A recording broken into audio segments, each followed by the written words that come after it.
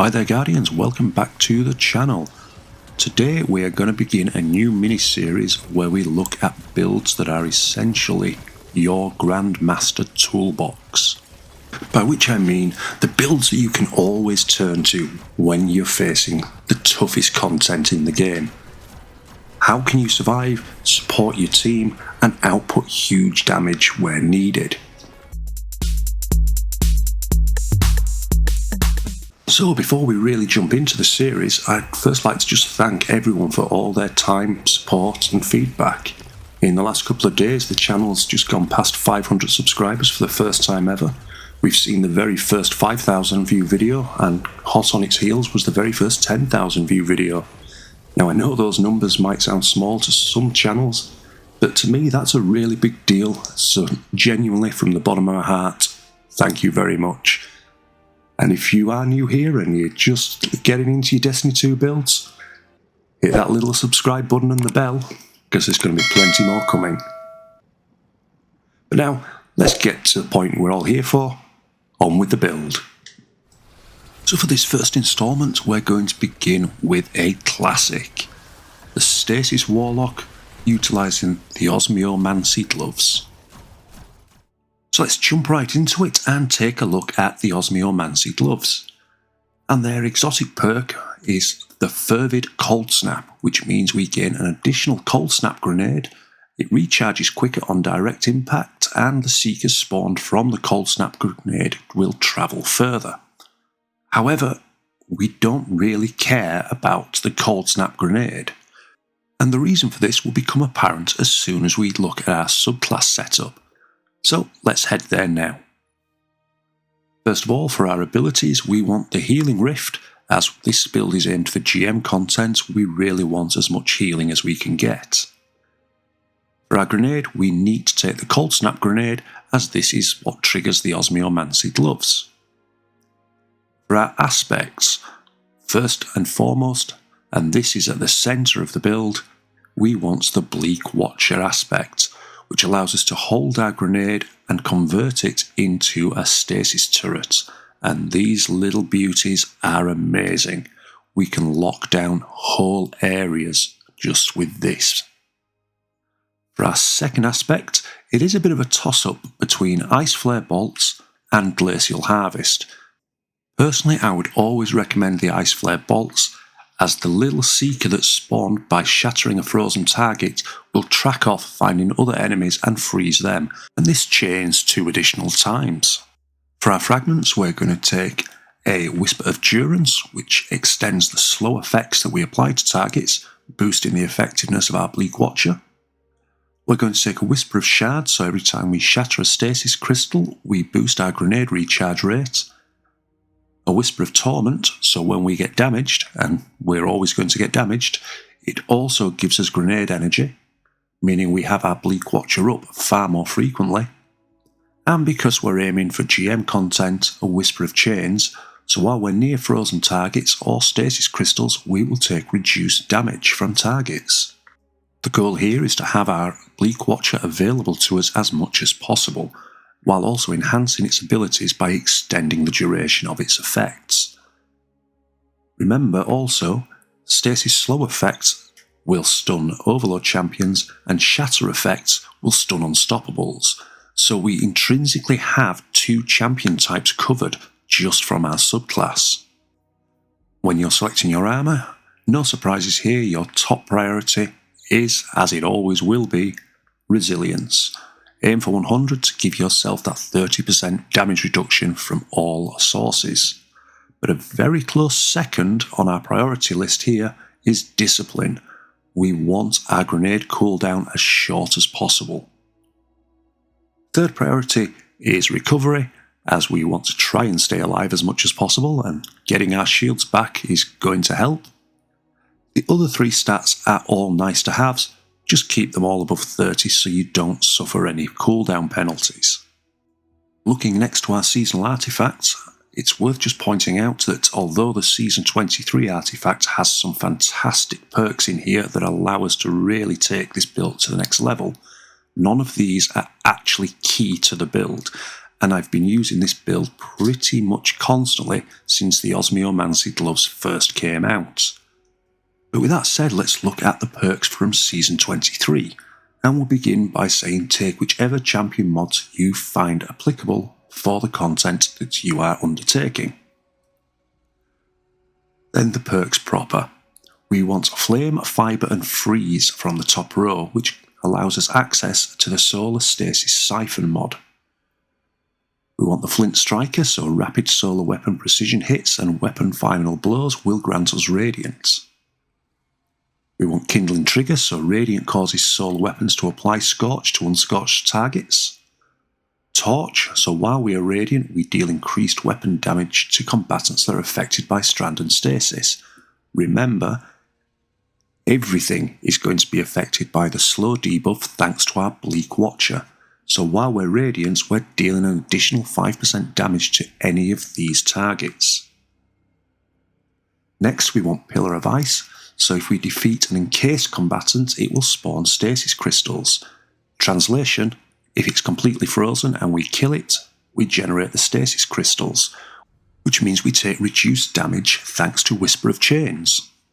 We want to take the Hail the Storm perk, which means shattering encased targets and stasis crystals will deal increased damage, but also shattering a stasis crystal will fire out little shards of ice, which then slows additional targets, so we're building a chain reaction between Bleak Watcher and Hail the Storm. On the third row we only want Rays of Precision, which means that while we are Radiant, solar precision final blows will cause combatants to ignite. And remember, we're going to be Radiant quite a lot thanks to Flint Striker. We don't require anything from the fourth row, and on the fifth row we want Wished into Being, so when our super's almost fully charged our ability final blows will spawn additional orbs of power. And we want the Dragon's Bite, where if we break a combatant's shield with a stasis weapon it has a chance to freeze that combatant. So now we're going to look at our weapons. And in our kinetic slot I would recommend either an auto-loading Chill Clip Riptide or a Demolitionist Chill Clip Deliverance. Now although Chill Clip has been proven to actually give slightly misleading figures, its utility in actual gameplay far outweighs this small offset that you will see in DPS. If you're not into your fusions, the Conditional Finality is a good choice here, however I personally would rather have the exotic in our energy slot, where we're going to be using our primary ammo, as this will be giving us the Radiant buff throughout. And it should come as absolutely no surprise that in Season 23, exotic energy primary, where do you think I'm going to go with this? It's got to be either Sunshot or the Polaris Lance. You get Radiant, you've got Anti-Barrier. This means we've now got all three enemy champion types covered. If however you do choose to go with the Conditional Finality in your kinetic slot, then a well-rolled Drang sidearm is a very good option here also. And then in our heavy slot, anything stasis. Now rockets do have the best ammo economy at the moment, so Bump in the Night or Palmyra B are both solid options. Quillin's Terminus can roll with Killing Tally, so if you're fancying a machine gun, that's a good choice. Recurrent Impact can drop Headstone, which will play in nicely to our Whisper of Chains and other mods. But personally, I'm loving the Fire and Forget at the moment. I'm just loving the Headstone Chill Clip roll, and its utility sits beautifully with this build. And this brings us finally to our mod setup. On our helmet, we're going to begin with the Thermodynamic Siphon, which is the Solar Stasis Combined Siphon.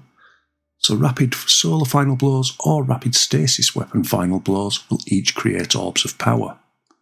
We're also going to take a heavy ammo finder, so we get our heavy drops more frequently. And remember that because we're planning to take an exotic primary, this speeds up even further. On our arms, we're going to take a grenade kickstarter. So when our grenade energy is fully expended, it will consume any armour charges we have and translate that into grenade energy. We're also going to take a momentum transfer, where causing damage with a grenade reduces our melee cooldown, and a bolstering detonation, which reduces our class cooldown when we cause damage with a grenade. Now these two are really powerful in this build because our Bleak Watcher is continually causing damage, whereas a standard grenade may refund 10, maybe 20% if we're lucky. The Bleak Watcher can almost fully refund both our class and our melee energy in a single use.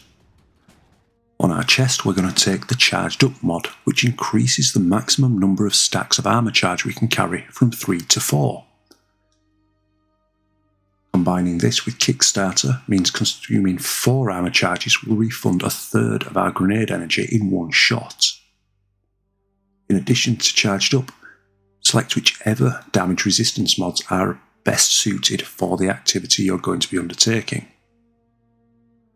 On our legs, we're going to take a recuperation, so picking up an Orb of Power will return 70 HP to our health. An innovation, which will return 10% of our grenade energy each time we pick up an Orb of Power. And stacks on stacks, so when we pick up one Orb of Power, we get an additional armour charge. And then finally on our class item, we're going to take a Bomber, which will reduce our grenade cooldown by 10% every time we use our class ability. Powerful Attraction, which collects nearby orbs anytime we use our class ability. And a Reaper mod, which will generate an Orb of Power if we get a weapon kill within 10 seconds of using that class ability. So this means that our Bleak Watcher is feeding our melee and our class ability. Orbs of Power are feeding into our grenade and building an armour charge, which will mean the Kickstarter gives us a chunk of our grenade back when we use it. Bomber will give us additional grenade energy and produce orbs on our next weapon kill, thanks to Reaper, and the Powerful Attraction will pick up those orbs, feeding into Innovation. So essentially, we should have all of our abilities available to us pretty much constantly. The basic gameplay loop for this build is very simple. Throw your Bleak Watcher out near a group of enemies, let it slow and freeze them, while you do damage with your weapons. Use your class ability and melee as much as you like, as the Bleak Watcher is going to feed them continuously, thanks to impact induction and bolstering detonation. However, to really maximise this build, you want to use a little bit of situational awareness and understand the geometry of the area that you're fighting in. Throwing a Bleak Watcher down a corridor can actually block your weapon shots, so you always want to aim it slightly off to the side, or if you're in a wide open area, try to put it high up where it has a 360-degree view of the battlefield, as this will make the best use of it. So there we have it, Guardians, a really strong Grandmaster build for your Stasis Warlock. If you've enjoyed this video and are interested in more Destiny 2 builds, please drop a like and maybe even feel free to give me a subscribe. You're doing me a huge favour and helping this channel grow. But until next time, whatever you're doing out there, I hope you have a fantastic day.